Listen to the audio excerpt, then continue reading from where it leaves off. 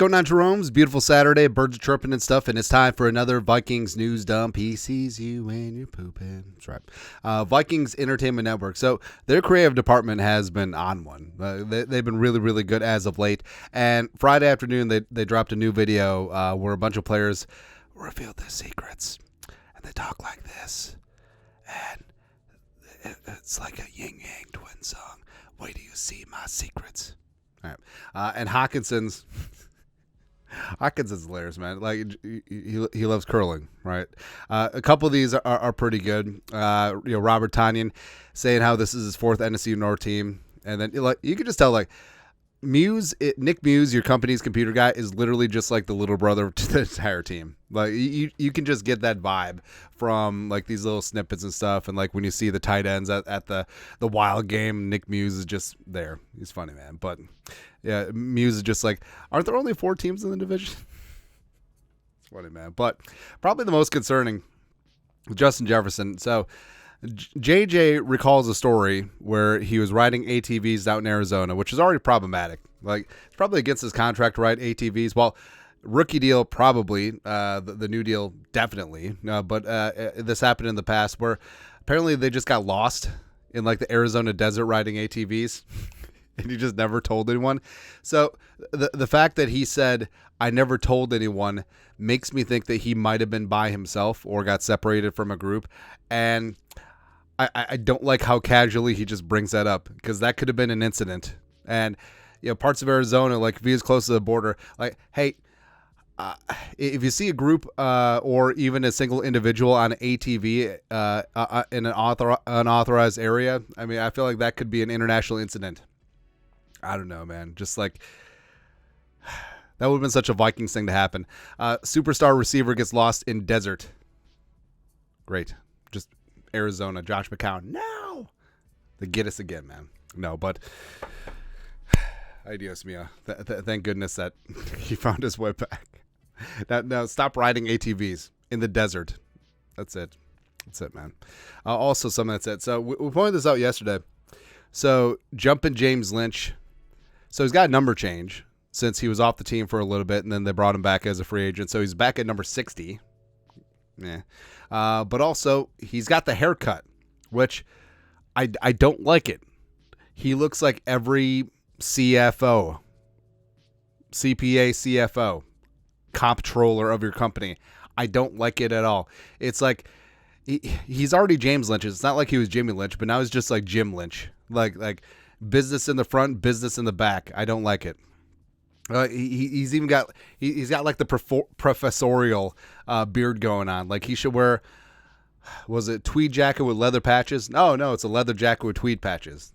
But we need to get back to him basically looking like a ginger version of the logo. Like we need to get him looking like Chris Hovan Redux again, instead of just like, I mean, what is this? That's Dan, your suburban neighbor, who borrowed your Ryobi leaf blower and hasn't given it back yet. Oh, don't worry, I got it. Please. No. I have no segue, but Ricky Spielman. So he knows the Vikings, knows quarterbacks somewhat. He's got some thoughts about J.J. McCarthy. Vikes fan page.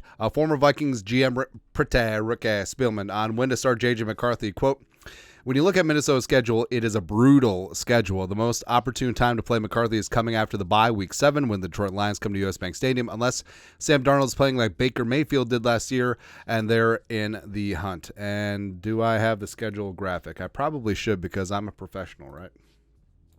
Enhance. It's fine. It's also really funny whenever Spielman talks about Jefferson, so he kind of slides in there. You know I drafted him, right? I drafted him. Schedule. So week 7 Lions after the bye, after international travel, sure. I would also posit that if you want to give Darnold as much runway as possible, or if you deem that McCarthy's not ready, or if he needs a couple extra weeks, I think week 9 at home against the Colts, because you basically have a mini bye after week 8 Thursday Night Football against the Rams in La La Land. So you come home, assess things. Maybe McCarthy's ready to go. Maybe, but like Spielman said, like maybe Darnold is completely balling out. You're just ripping the cover off the ball. It's possible either way. But I know that people have all their pet theories like, hey, start him after the bye. Start him week 9. Start him week 13 to start off December when we got 3 home games to finish out the season. It'll happen when it happens. It's my stance on things. Next, Pro Persuasion put this together. Greg Cosell, NFL Films. Now, Greg, he does the work. I really respect his opinion. He's really been down on J.J. McCarthy throughout this entire process, both when he was at Michigan, during the draft, and when he got here with the Vikings. But this is what Greg said, quote, he's got a lot of work to do.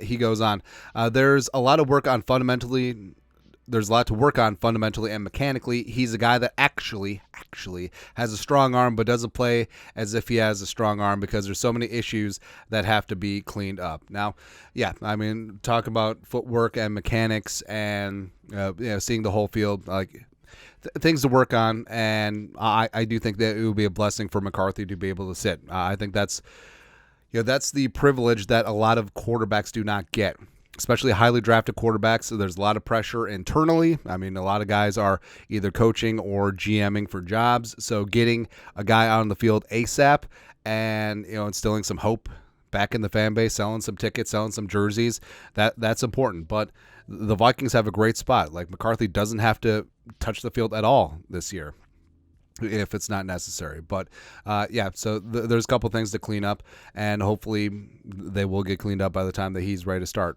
Maybe next year. Also, so Jalen Redmond, former University of Oklahoma stud, UFL superstar. He had 5 sacks last season for the Renegades. Signed a standard 1-year deal, league minimum $795,000. TBD if there's any signing bonus or anything guaranteed in there. I'm sure that there might be a little because there probably was some decent demand for Redmond. But either way, him on the 90 man, I kind of like him because he's got positional versatility.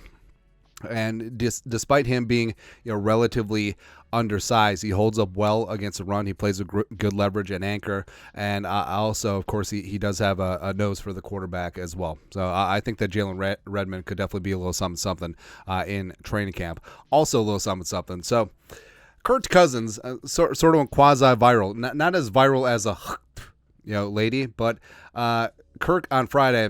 So the Falcons put out a picture of Kirk looking jerked at OTA's / minicamp down in Flowery Branch. Now, Kurt's interesting because Kurt has always played light, right? And he talked about how he's always been absolutely jacked, but it's like light, shredded, right?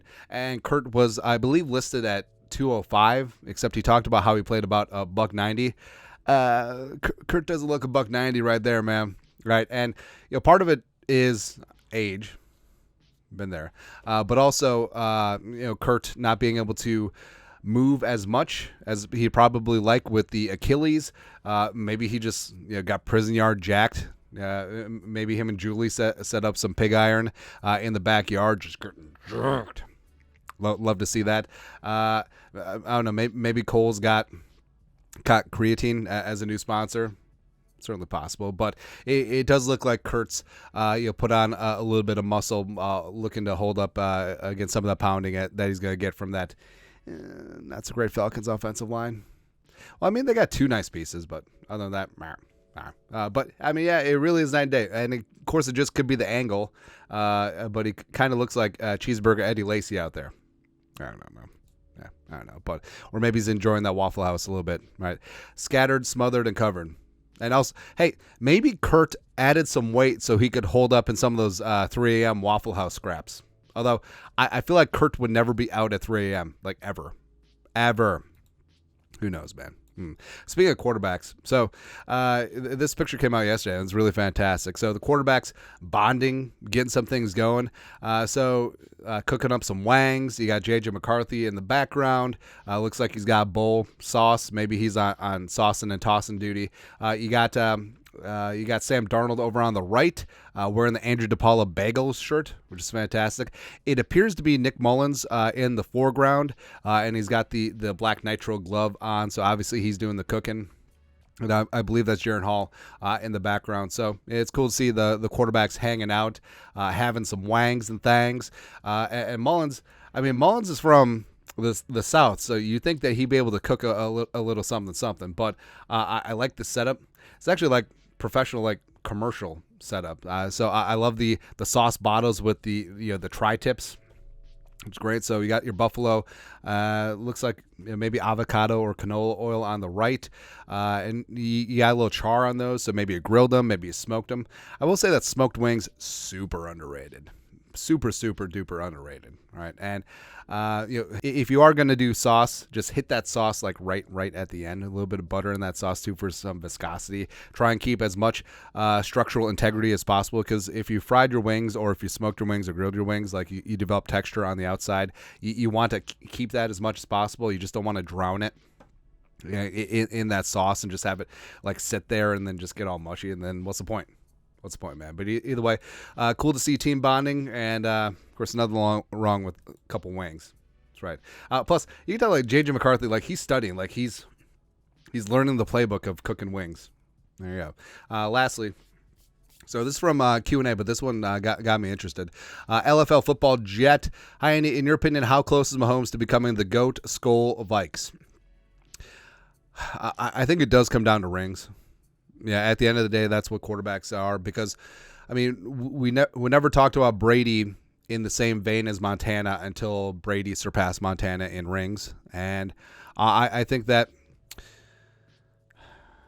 it's going to be tough for Mahomes. So Brady was 7-3 in Super Bowls. That doesn't get talked about enough. Like, how do you just go to 10 Super Bowls, right? With two different teams, and also I don't have the numbers in front of me, but how many times did he go to the AFC title game? Like an insane amount, like 14 times, right? Well, not that much, but you know what I mean. And with Mahomes, like, yes, it's been an extremely dominant beginning of the run. 5 years, 3 Super Bowl wins, 4 Super Bowl appearances.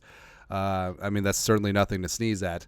But also, there was like seasons with Tom Brady. So the first 3 Super Bowls, he was kind of a glorified game manager. I mean, go back and look at the numbers, and they were a running and big-time defense team. And then in subsequent years, you had like the Randy Moss, Wes Welker years, and then in the later years, Brady, with working with Gronk and Edelman and Amendola, etc. And the team changed, and it was still a Tom Brady team. Now Mahomes, is just a freaking nail driver, man. Whether it's Tyreek, whether it's Kelsey, whether it's no-name receivers now that he's getting things done with, but it will always hold over Mahomes that Brady beat him heads up in that Rona year where Brady won the Super Bowl with the Buccaneers, right? And I think that's a couple things. Number one, Brady proved that he could win without Belichick. Number two, he beat Mahomes heads up, and that's always going to be a sticking point. Like, could you imagine if Jordan beat LeBron heads up in a NBA Finals? I mean, that would be the linchpin, right? Or if Jordan ever played Kobe in a Finals, or Kobe versus LeBron.